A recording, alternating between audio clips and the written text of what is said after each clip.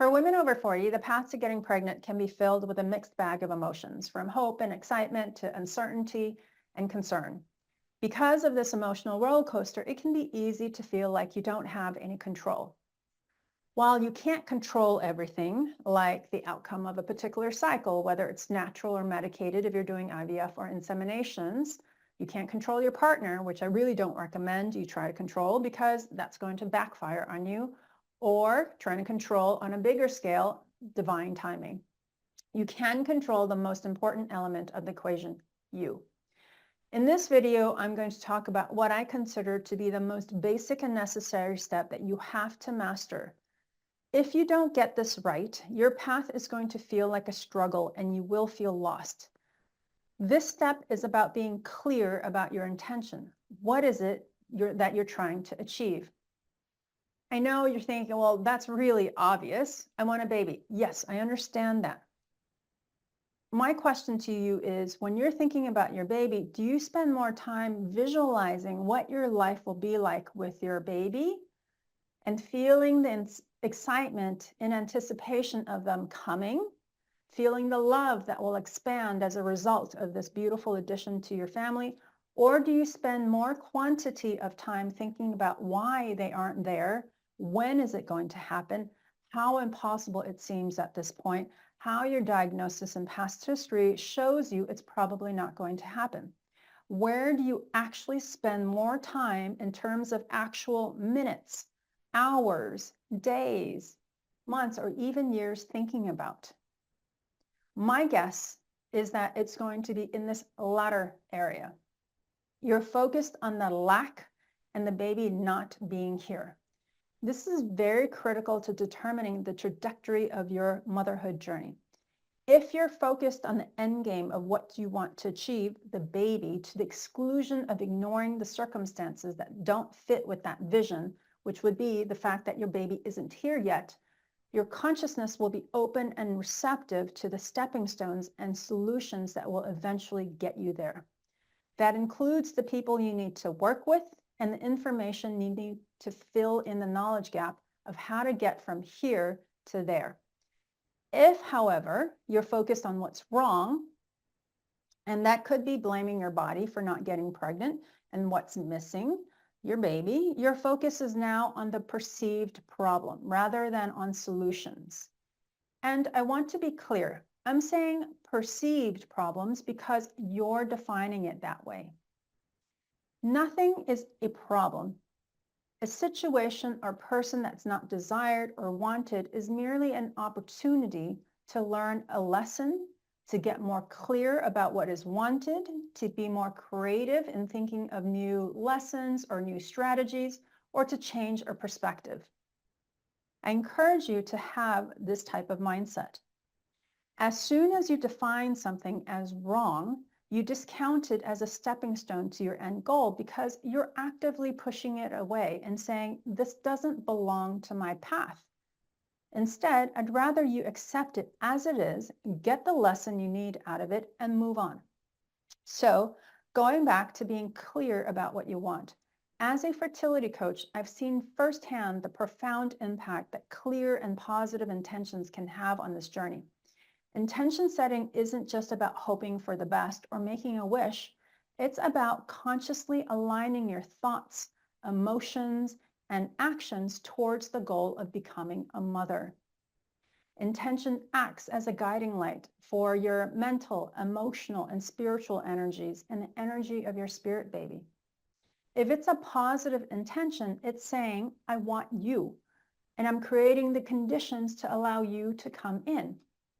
In that way, it shapes your daily actions and thoughts and the overall trajectory of your journey. That means setting a clear and positive intention to focus on the positive aspects of motherhood and the joy of bringing a new life into the world. I admit it's easy to focus on the negatives because it's so in your face and right in front of you, such as the challenges and the disappointments that can accompany your fertility journey. The issue is that the universe is unconditionally supportive of you in anything that you believe. So if you're focused on your current circumstances of what you don't have, which is the baby, you're going to keep that situation of no baby active. The situation of my baby isn't here has its own frequency, thoughts, and beliefs, just like being homeless versus having a home, or having no money versus having a healthy bank account, or being single versus having a partner. They're two sides of a coin. One doesn't exist without the other. Just because you don't see it doesn't mean it isn't influencing your reality.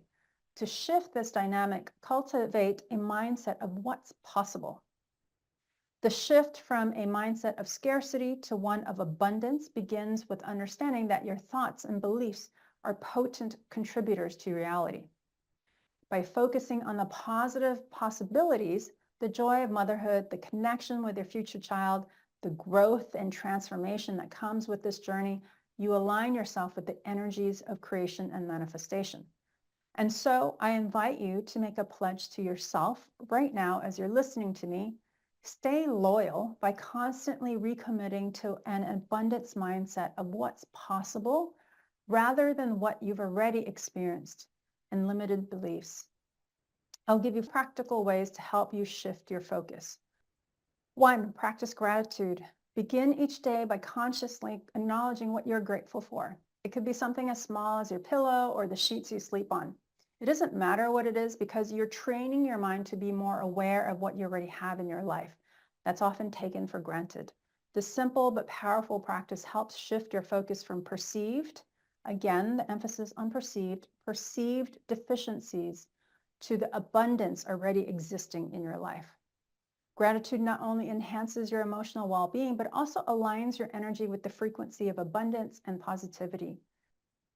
By appreciating what you have, you create a more receptive mindset for receiving even more blessings. Consider keeping a gratitude journal where you can note down daily reflections.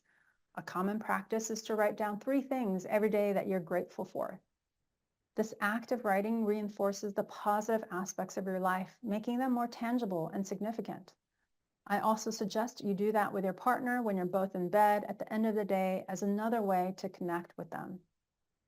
2, surround yourself with positive stories. Find stories of women who have been successful with similar circumstances like age, past history, or medical diagnosis. This can reinforce the belief that positive outcomes are possible and that your situation is not permanent. You can go to my website for success stories of women in their 40s who shared their journey for the express purpose of inspiring others like you.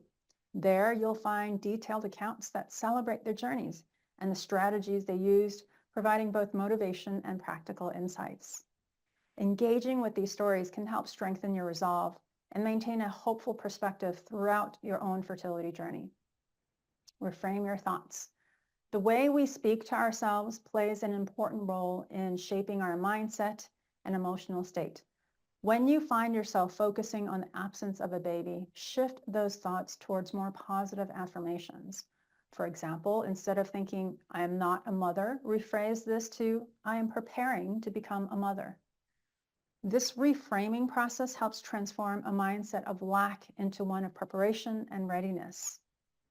To deepen this practice, make a habit of identifying negative thought patterns as they arise. Acknowledge these thoughts, then actively choose to replace them with affirmations that reflect the positive outcomes you are working toward. You might say, I am on a journey toward motherhood, or each day brings me closer to meeting my child. These affirmations are not just about positive thinking. They are about creating a mental environment where hope and optimism can thrive rather than being limited by doubt.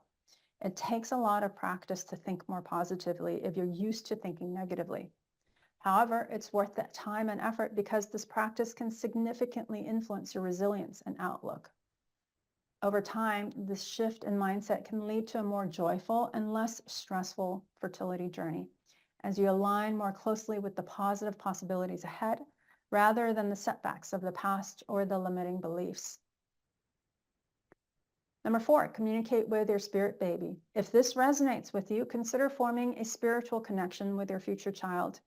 This can enhance your emotional readiness and deepen your commitment to your fertility journey. So I want to end by saying that focusing on a clear, positive intention to become a mother, rather than dwelling on the absence of a child, can transform your fertility journey. And I invite you to take a positive step in that direction.